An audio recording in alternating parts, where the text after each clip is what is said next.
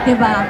Okay, nandito po tayo. Isa po ako sa, it was like, they said 40, but apparently we're only 37 na talagang lumalaban sa katotohanan.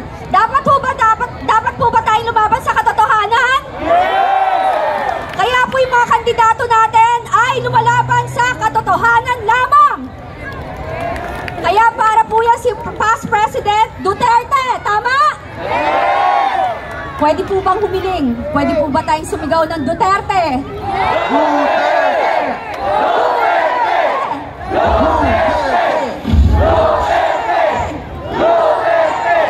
Okay, maraming salamat. Ang bait po ng mga taga Cebu. Masunurin. Alam nyo, ang mga Cebuano, bilib po ako sa inyo. Kasi may prinsipyo po kayo. At hindi po kayo nabibili. Tama? Tanggapin nyo po ang mga ayuda.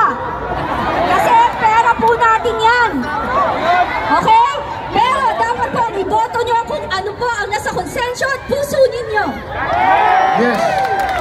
Hindi po kami natatakot. Ba't po tayo matatakot kung nagsasabi tayo ng katotohanan? Tama po?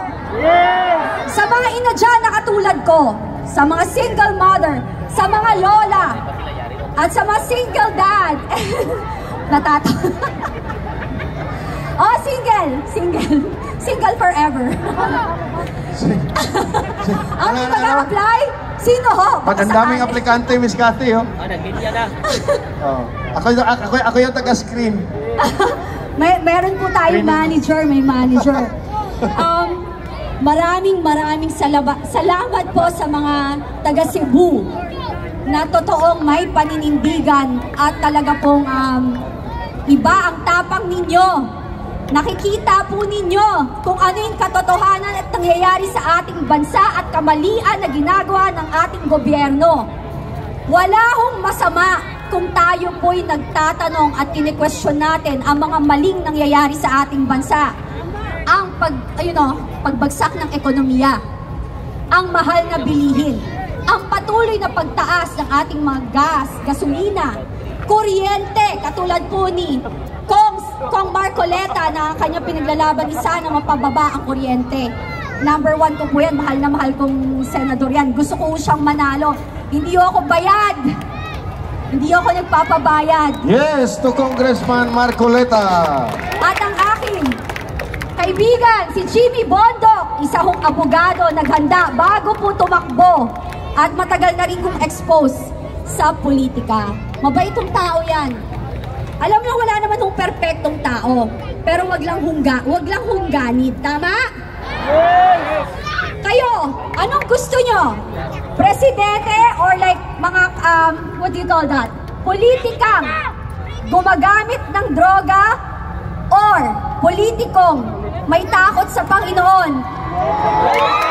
Ladies and gentlemen, Congressman Rodante Marcoleta. Congressman Paolo Marcoleta of Sagip Party List. Ayan!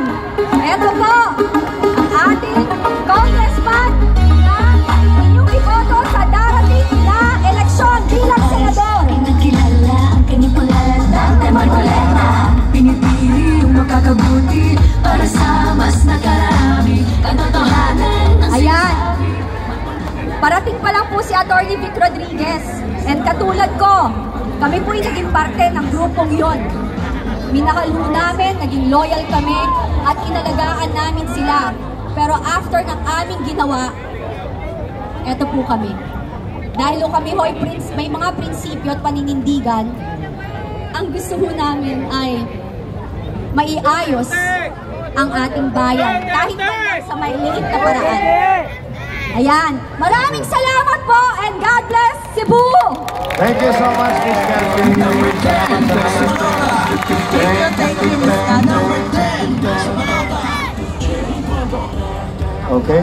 Are we excited now to hear from Kong Marcoleta? Pahay dyan eh. Pahay dyan. Papa ka move on si EP ni Ms. Cathy. Nanga-EP. Okay. Thank you so much, Miss Cathy Binag. No? You probably all know the history of Miss Cathy.